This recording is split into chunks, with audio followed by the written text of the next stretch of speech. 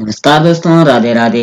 मैं अरुण सेमाल और स्वागत करता हूँ आपका अपने YouTube चैनल अरुण शिक्षा अकादमी में। दोस्तों, आज हिंदी व्याकरण के इस महासेशन में हम आज केवल आपको क्रिया की परिभाषा भेदे में उदाहरण बताने वाले हैं, शॉर्ट ट्रिक बताने वाले हैं कि क्रिया किसे कहते हैं, क्योंकि इम्पोर्टेंट माना जाता है और बार बार परीक्षाओं में पूछा जाता है कि क्रिया कौन कहलाती है।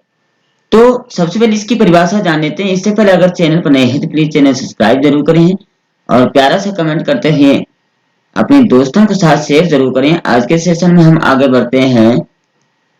क्रिया की परिभाषा जान लेते हैं। पहले क्रिया की परिभाषा क्या है? जिस शब्द से किसी कार्य का करना या होना समझा जाए उसे क्रिया कहते हैं। जिससे किसी कार्य का होना और करना पाया जाए वो क्रिया कहलाते हैं। ठीक है, जैसे राम खाना खाता है। खाना खाता है, अगर हमने इतना लिख दिया खाना खाता है, तो खाना खाने वाला कौन है?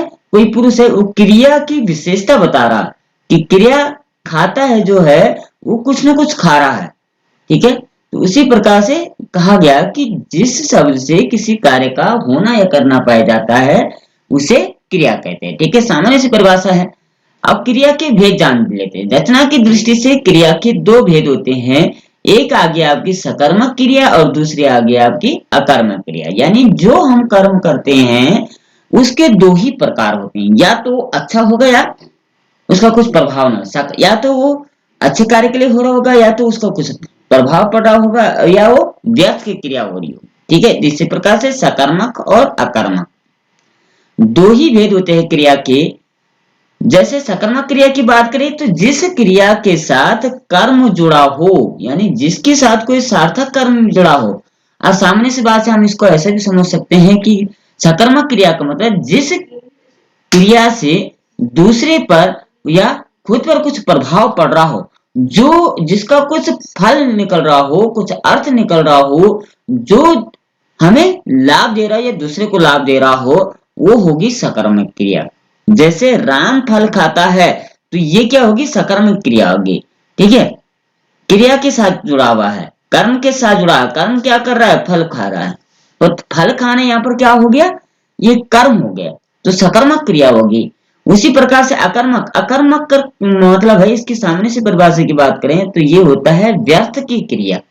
यानी क्रिया तो कर रहा है लेकिन उसका कुछ प्रभाव नहीं पड़ रहा है, न अपने पर न दूसरे पर, बल्कि उसका विपरीत प्रभाव पड़ रहा है, वो अकर्मक क्रिया होगी। और सामान्य बाद में इसको बेकार की क्रिया भी कहते हैं। व्यर्थ की क्रिया यानी क्रिया कर रहा है लेकिन उसका कुछ लाभ नहीं। जिस क्रिया के साथ कर्म ना जुड़ा हुआ, अर्थात कर्म ना जुड़ा हो लेकिन कर्म तो जुड़ा है लेकिन व्यर्थ का कर। राम खाता है, ठीक है, ये आगे राम खाता है, इसमें कर्म नहीं जुड़ा है। अब क्या खाता है वो नहीं देखा गया है। तो राम खाता है, क्रिया तो है, कर्ता और क्रिया, इसमें कर्म है ही नहीं। तो इसमें क्या कहा? जिस क्रिया के साथ कर्म जुड़ा हो, राम फल खाता है। फल क्या हो गया? कर्म हो गया। यहाँ पर खाता है क्रिया हो गई। यहाँ पर नहीं है, राम खाता है। अब खाने क्या खा रहा है? वो फल खा रहा है कि भात खा रहा है या अन्य कुछ चीजें खा रहा है। तो ये क्या आ गया? यहाँ जिसमें सामान्य से परिभाषा क्या हो जाएगी? जिसमें कर्म जुड़ा हो वो सकर्मक क्रिया, जिसमें कर्म नहीं जुड़ा हो वो अकर्मक क्रिया होगी। राम सोता है, अब सोना क्या हो गया? वो अकर्मक क्रिया हो। राम रोता है, ये अकर्मक क्रिया होगी। ठीक है, राम अगर हम ऐसा करें राम 8 घंटे सोता है तो वो क्या होगी? तब फिर सकर्मक क्रिया होगी।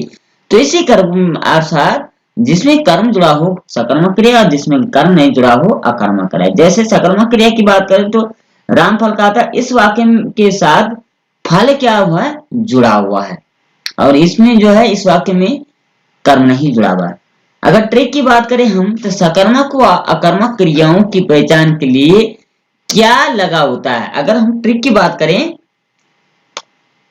क्या लगा के देखो, यदि क्या का उत्तर मिले तो सकर्मक क्रिया, अगर नहीं मिले तो अकर्मक क्रिया। अगर हम देखें राम क्या खाता है, जैसे हमने कहा क्या लगा के देखो तो सकर्मक क्रिया, अगर क्या लगा के उसका अर्थ निकल जाए तो सकर्मक, नहीं तो कर्म। यहाँ पर हमने बोला क्या खाता है? फल खाता है, सकर्मक क्रिया। यहाँ पर क्या नहीं लगेगा? राम खाता है। तो इसी प्रकार की इसकी ट्रिक हो जाएगी। और उदाहरण की बात करें राम फल खाता है वाक्य में कौन सी क्रिया है? जब आप क्या लगा के देखो तो जैसे राम खाता है तो हमें क्या उत्तर मिलता है, तो इसमें सकर्मक क्रिया हो जाए। तो कुल मिलाकर के दो ही प्रकार की क्रिया, सकर्मक और अकर्मक क्रिया। सकर्मक का मतलब जिसका कुछ प्रभाव पड़ रहा है, जिसमें कर्म विद्यमान है, सकर्मक क्रिया। और अकर्मक क्रिया जिसमें कर्म विद्यमान नहीं है, व्यर्थ का क्रिया मानी जाती है अकर्मक क्रिया मानी। तो ये थी क्रिया को पहचानने की विधि। ठीक है, आशा करते हैं आपको पसंद आएगी। पसंद आए तो लाइक शेयर सब्सक्राइब जरूर करें और प्यार से कमेंट करते हैं। तब कल फिर मिलते हैं, तब तक के लिए जय श्री कृष्णा, राधे राधे।